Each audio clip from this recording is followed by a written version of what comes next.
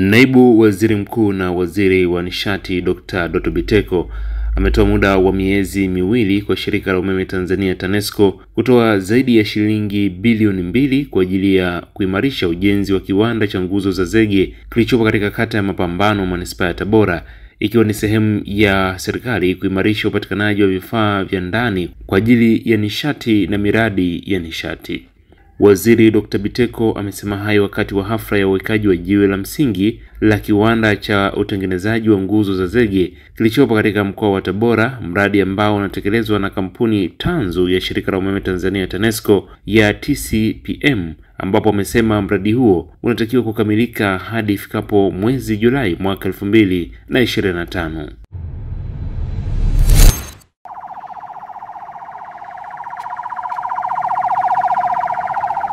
Mtendaji wa kampuni tanzu ya TANESCO ametupa taarifa yake.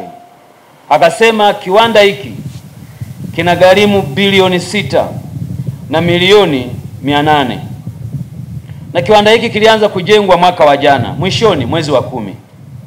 Nimejulishwa miezi 9 inahitajika kwa ajili ya kukamilisha ujenzi.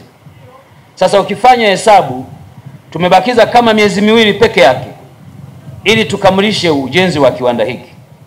Jambo linalotia moyo ni kwamba mnapoona pale kwenye eneo ambalo wameweka kwa ajili ya msingi, ni kwamba ile nyumba inajengwa China tayari, inakuwa fabricated China, hapa inakuja kufungwa. Kwa hiyo mtu mwingine akasema hapa mnasema 73, mbona naona ndo kuna mashimo?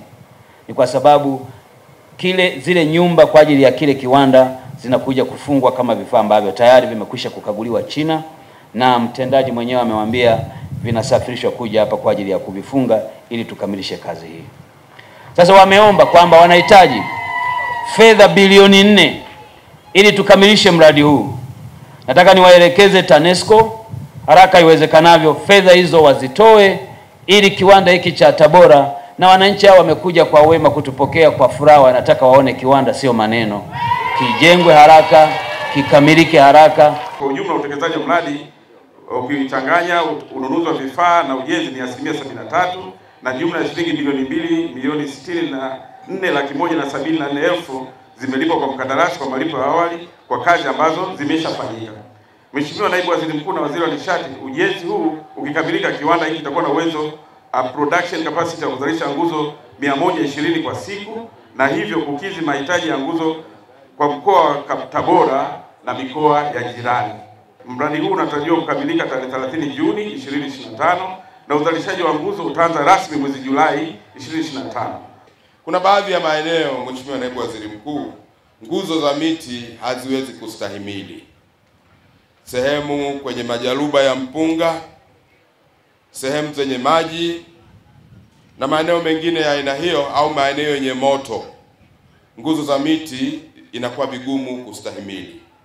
Lakini nguzo za zege zinafaa na zinadumu kwa miaka mingi.